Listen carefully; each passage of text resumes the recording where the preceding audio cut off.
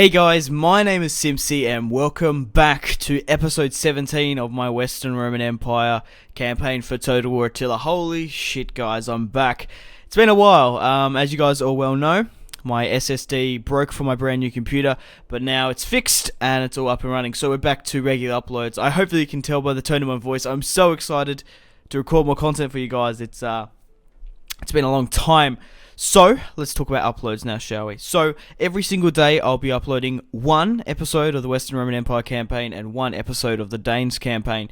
Now, I will go into what the changes are towards this campaign. As you look on the screen now, you might be able to tell some of the differences.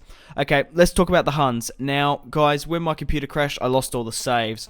Now, with the Huns, I'm up to, I think, episode 6, episode 7. I haven't made the decision whether I'm going to restart that or I could do another campaign because I was pretty far into it. Luckily for the Western Roman Empire, I randomly did a cloud save, and the cloud saves just aren't syncing for some reason. Now, for the Danes campaign, I'm only 3 episodes into it, and to be quite honest, we're not on the best of terms at the moment. So what I'm going to do is just going to quickly restart that campaign, and I'm not going to delete the videos because I'm proud of them. So, yes, Elder Scrolls wise, I'm not too sure. I've obviously finished the Tamriel Empire campaign and the Skyrim one. Let me know in the comment section down below if you would like to see more on that. Once I get this up and running, we should be able to get some co-ops going with some other YouTubers. I've been talking to a couple of them. We're just finalising a couple of things, so stay tuned for that. And once we've got the channel up and running, I think I might do a Shogun 2 Let's Play. I know it might be a bit random, seeing I'm going to be pumping out so much Attila content, but I don't know, I wouldn't mind it. So, uploads-wise, you're going to get a video for the Western Roman Empire every single day, along with the Danes campaign. Let me know in the comments section down below about the Huns. Elder Scrolls-wise, let me know as well. And co-ops will be coming soon. So I think that's gone through it all. So as you see here, this is the world. We still occupy most of Spain, Northern Africa, France, Gaul, Italy, a little bit over here. The main factions at the moment are the Britons, the Britons over here, the Picts. They're not really the major factions. The Lugians, Dacia has a small kingdom here. The Eastern Roman Empire is on the back foot. The Gamantians, obviously the Sassanids and their allies. So, let's have a look on the strategical overview. So, we're currently at 418 AD. Objectives-wise, we're currently... we need to survive until spring of 25. We need to control 80 regions. We currently control 69. We do need to maintain these 3 provinces. We don't hold Liguria simply because it was annexed. Now, guys, obviously because these... Well, the thing was that I started this Western Roman Empire campaign on my old computer, if you guys can remember. Then, obviously, when I got my new computer, the saves didn't come across, and then I started recording on a new save, and then I lost that save. So basically, not too much is actually overly that different. I have gone through and played a bit, but this is the point, what we're going to be playing from. So the family trees are different, which is a shame, but I think I've had a blessing in disguise once I show you what's happened to the family tree. Holy shit. I'm going to go through everything throughout this campaign. So basically throw out the family tree and throw out all the stuff you can remember from the previous campaign, because this is basically starting fresh. So, let's have a look, I think, diplomacy-wise. Let's suss out, and I'll tell you what's happening at the moment. So, the Western Roman Empire are currently military allies with the Britons, the Gamantians, and the Abdanians. So, at the moment, we started off, during the last couple of turns, we got an offer from the Abdanians, and then further on, we managed to get a military access with, military alliance with Britannia, sorry. So, as you see there, we have pretty good relations with them. We actually hold Camalundan. Picts, we're still at war with them as well. Up in the north, we're still at war with most of the Scandinavian tribes, the Geats, the Jutes. Actually, we're not at war with them. I think we just have incredibly bad relations. The Lugarians, I'm pretty wary of at the moment. We're not at war with them, but we don't have any non-aggression pact, so I wouldn't be surprised if they push against me on this side of the border. Dacia has a small kingdom here. We were at war with them not too long ago. Over to the east, I have broken my alliance, military access, and non-aggression pact with the Eastern Roman Empire. However, I still hold trade because I still get 3,000 a turn. I'm trying to get good relations with the Sassanid Empire. It's slowly improving, but because the Eastern Roman Empire drawed me into that war, I broke it to try hopefully get that back. These guys look alright.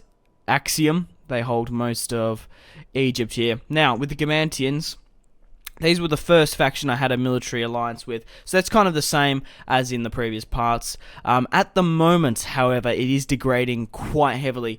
It's currently at 56, it's going down to 30.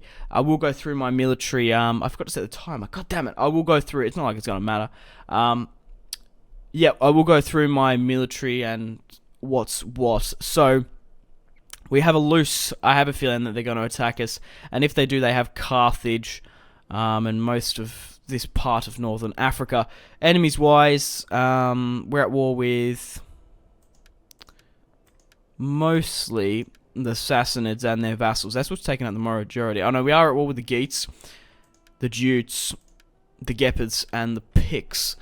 Okay, so let's have a look at our military, and then we'll go and have a look at our family tree. So we currently have a spy in the north, along with our first army here with the Emperor. He is a fantastic commander with this army. Oniga's here, obviously with the new update. I am playing with the Blood and Gore texture pack, if you guys, you won't be able to notice yet, but that's what I'm playing with. Oniga's cost 1,000 per turn, but I actually got these Onigas. I don't have any buildings. I got them from taking out rebel armies and replenishing them, which I didn't really know. It's a kind of cool little thing there.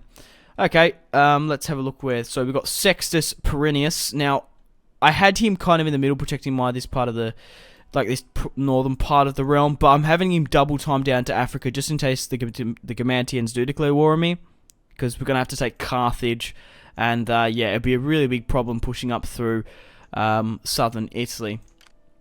So I've still got a couple of legions here, so obviously there's one in the north protecting Britannia. Now we have another army over here in the east with Sextus, and then we have another army over here with Flavius, because we have had some problems with the African tribes and rebellions down here. So let's have a look at the diplomacy. Actually, yeah, we'll have a look at the... I'll tick this stuff back on now. I guess I unticked it because I thought it'd be easier to see for you guys. So diplomacy-wise, we're kind of good here. Northern-wise, we've got enemies. Neutral here, majority. But, yeah, the Sassanid Empire is slowly pushing. Obviously, we've had this little bit of a buffer from the Eastern Roman Empire, but, yeah, we'll just have to see. But the attitude is obviously in the opposite direction. There's the region wealth, and I'll show you the public order. So, it's okay in Italy. It's pretty bad in Spain and mostly Gaul, but we've been holding it pretty much in check due to my technologies. I did make an imperial church and the... this law here, so we've had a lot of monasteries and stuff around. Like, if you see here, the majority of these buildings are just so, that's why we'll be able to keep, we were able to keep our public order in check and be doing, I say, pretty well in this campaign at the moment. There's a couple of hiccups here and there, but mostly Iberia is my breadbasket. I've got my food and my churches. I guess Gaul is kind of a bit of a mixture at the moment. And northern France between military, mostly farming due to this down to the south. Northern Italy and Italy itself is military, and then everywhere else is just basically farming as best we can. So that's basically it. Basically it. The Franks have been destroyed, and the Langobards. I'm really quite wary about the Ligurians. It's going to be interesting, and obviously Dacia with their small kingdom here. So. I think let's have a look at trade and finance, if you're curious about that. We're getting just under 1,000 from Britain, 1,000 from the Abdanians. We're getting 3,000 with the Eastern Roman Empire. We still can't get rid of that. And 1,000 for the Gamantians. So if we lose those two trades, we're going to be in serious trouble. Objectives. Yep, so they're the objectives. Hopefully we can hit that soon. So, I think I've recapped everything for this campaign, except for the family tree. So, let's do that, and then we'll end the turn and get on with it. Hopefully I won't have to do this all again. But if anyone asks what the differences are in this campaign compared to the last part, just link them to this, I guess. So, let's have a look at the family tree. So, we have our Emperor Flavius Honorus, who is married to his wife. He has a bastard daughter who is married to Flavius here. One of my generals, quite a decent general. He's 55 years of age. However, he hasn't produced any children. Now, this is what I mean kind of in a blessing in disguise, because obviously through the last two saves, it's obviously randomly generated. I would say this is probably the most favourable one. We've had bastards left, right and centre. We've had daughters and stuff. But Flavius has 4 sons. We have his 13-year-old son here. His 12-year-old son here, Brutius Scipio. I really quite like that name.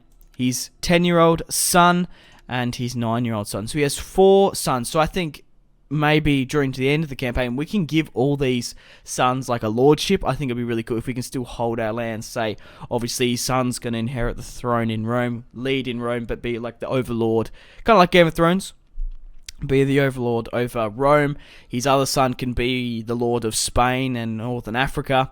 His 3rd son can be lord of Gaul. And then his 4th son could be lord of maybe somewhere over in the west. Now, Flavius Stilicho, the emperor's adopted brother. Now, he had one daughter who was married to Sextus Perennius.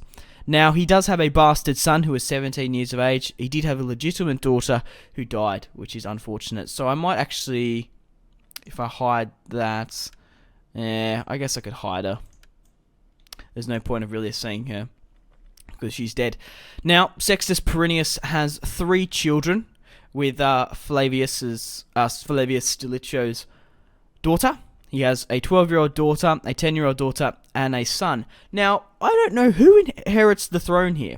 A legitimate daughter who has a legitimate son, so he is the legitimate heir to Flavius, or does Flavius's bastard? I'm not really too sure about the line of succession at this point in this time period. So, for example, say if the emperor and all his sons get wiped out, so the throne passes to Flavius. Now Flavius is dead. Who does that pass to? Does it pass to his daughter, who is legitimate, and then they ended up having a legitimate son?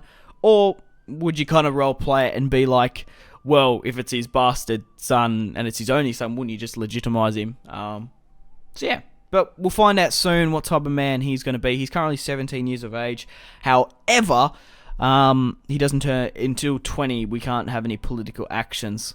But I think with these daughters, I'm going to marry them into the emperor's line. Now, obviously, because they're adopted, they're not actually related.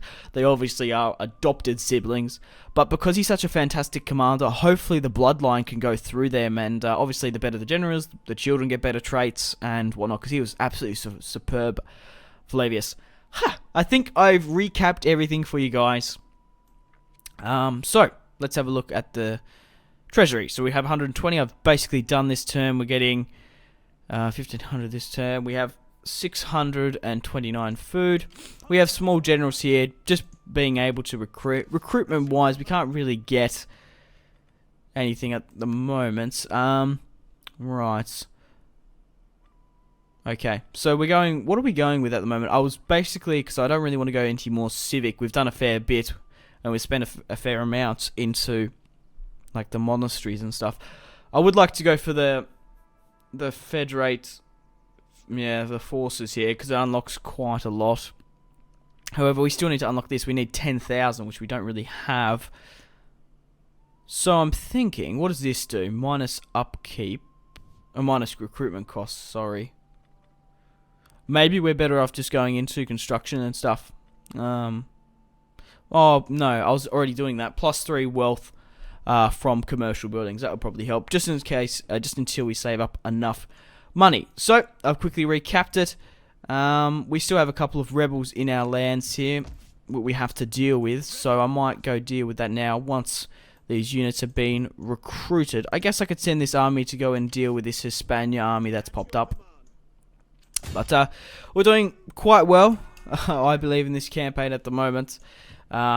We could be going a lot worse. Okay, so we have a character here. Obviously, because he's more of a recruitment man, and he's kind of 59.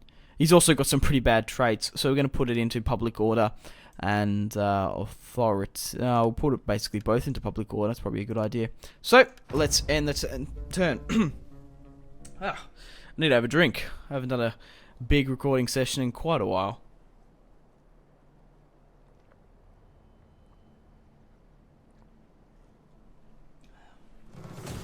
Okay, we've been attacked here by some Danish separatists. I reckon I can win this one. We haven't had a battle in quite a considerable amount of time, and settings I've been blabbering on for the past 10 minutes, just quickly recapping. But I feel like I want to inform you guys, I actually prefer the campaign map more Then the battlefield, obviously, it's really good. But I love all this planning out, and it's such a big empire. It just took so long. So make sure to leave a like to support this series on my channel. I'm gonna do it every single day with this Western Roman Empire campaign, and along with the Danes. Let me know about the Huns. Like I said, I haven't really quite decided what I'm gonna do with that, because I don't have the save. Okay, so let's have a look at our deployment here. Now there is a river crossing. I don't know why. I'm not really too sure. Can they deploy over there? No, it doesn't look like it. So I guess this is like a retreatment. We probably could retreat through that way.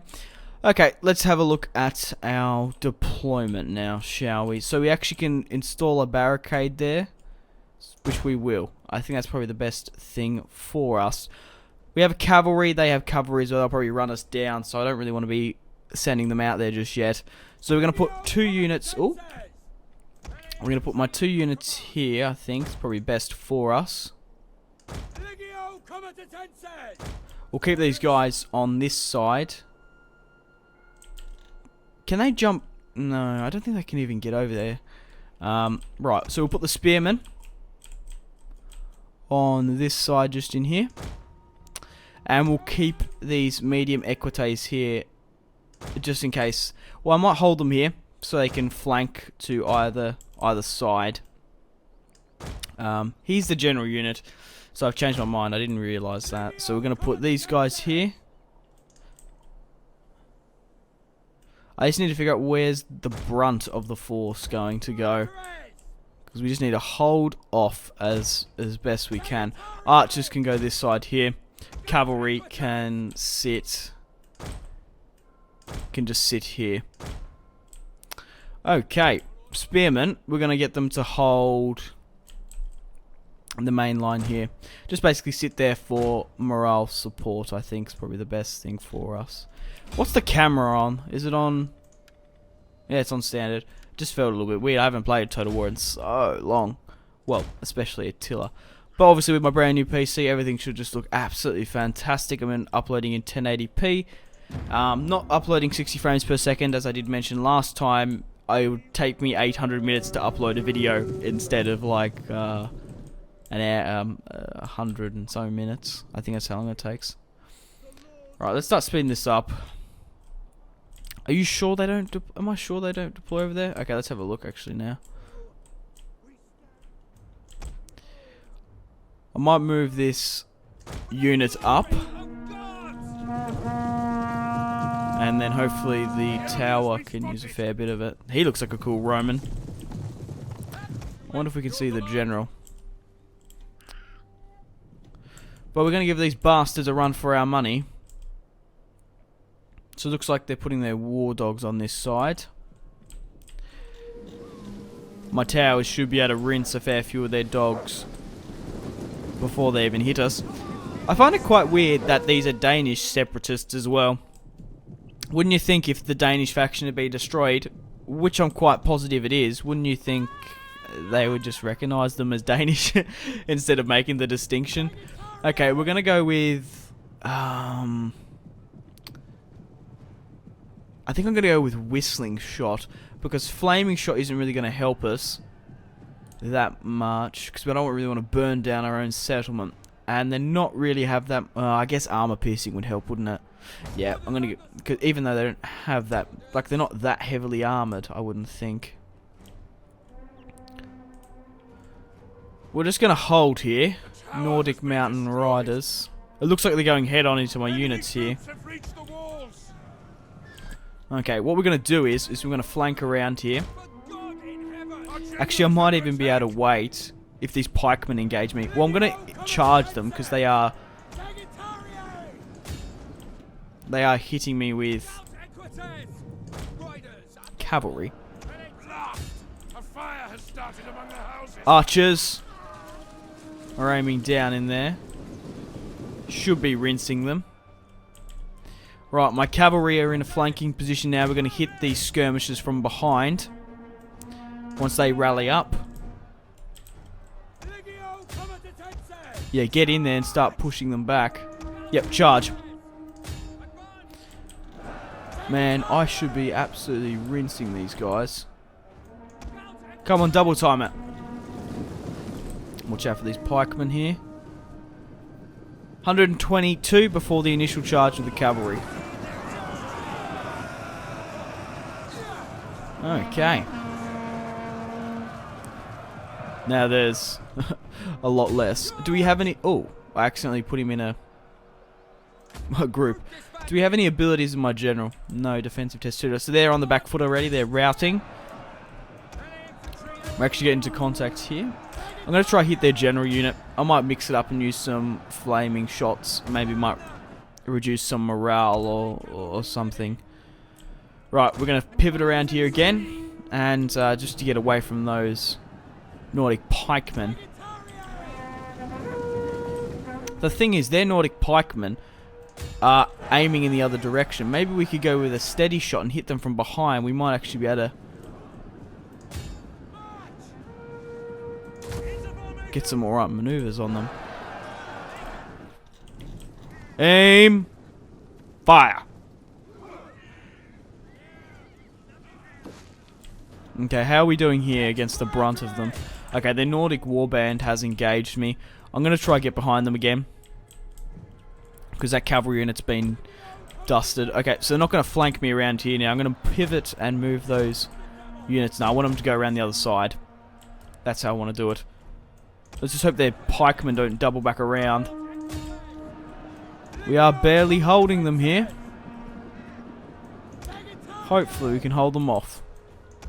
The thing is, we just need to get these pikemen out of the way. Hopefully my archers can do that. We'll get my cavalry to run them down there. Okay, we've been broken here, which is disappointing. So maybe I'm better off to not flank them. Nah, I'm probably better off to.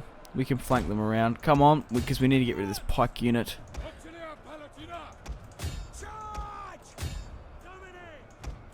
Come on. We need to break these Nordic skirmishers.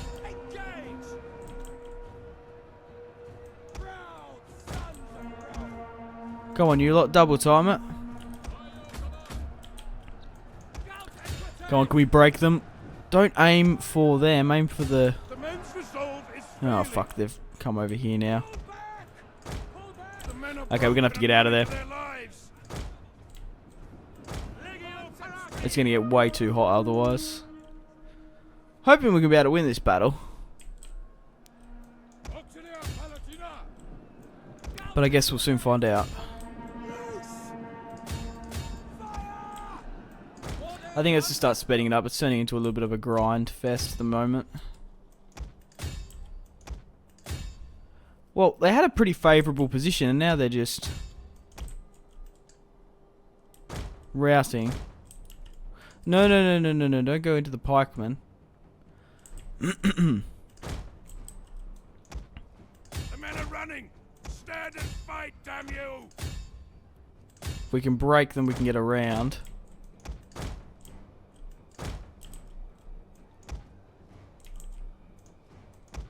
Our men run from the enemy! I think it might be just a little bit too late now.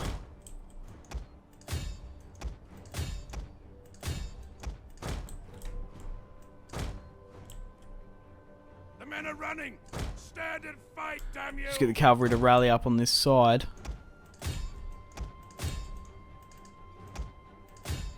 Oh, we might better get it though. Victory, we won. Nice. Now I'm going to get my cavalry to run these bastards down. I wouldn't say it's a clear victory, but a one well deserved. Most definitely. Hopefully we can kill their general.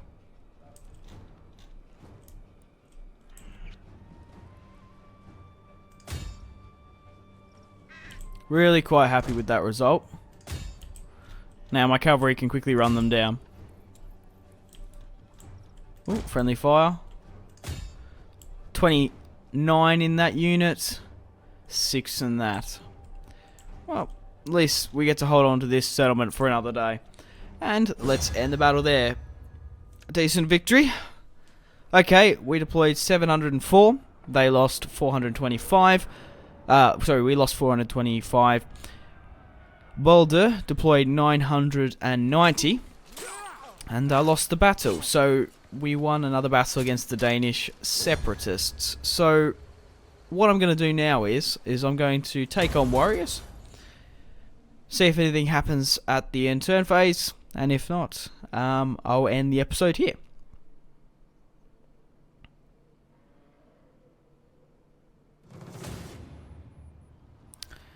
Okay, we've been attacked here by some Illyrians. We do have a force right next to them, so we'll be able to retake it.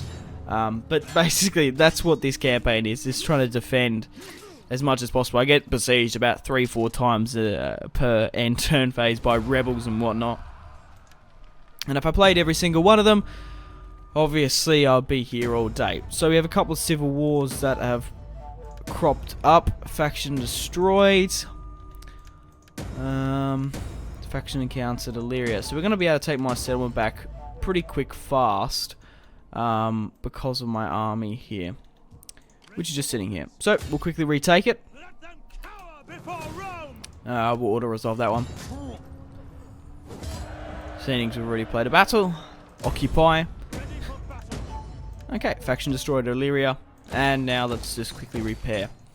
Okay, we've got a couple of rebels here because we are being besieged. Now, let's have a look at our relations with the Gamantians. Like I said, they are falling quite heavily. Yeah, it's going to be 24. Ooh. The thing is, I do have an army here. It's winter, so we can't move. We're going to have to deal with this Geats army coming in, these rebels, and then these separatists. I'm still going to have this army head down to Syracuse, I guess. Is probably the best point for us. We'll continue on a forced march to Syracuse. Because, like I said, if the Gamantians declare war on me, yeah, we're not going to be looking good. Diplomacy-wise, I have been giving money to them, but it's gotten to the point where they just won't accept. They're just degrading way too quickly. And even giving them payments, it will just strengthen their military arm. I just think, yeah, it's not really the best for us. So what I'm going to do is I'm going to end the turn here. Thank you very much for watching if you watched all the way through. I really do appreciate it. Remember to leave a like to support this series and my channel. Like I said, I'm going to be uploading it every single day along with my Danes campaign. Let me know in the comment section down below about the Huns and whether or not I might start a new Elder Scrolls Total War campaign. I'm not too sure. And stay tuned for more co-ops with YouTubers over the coming weeks. So guys, thank you very much for watching. My name's been Simpzy and goodbye.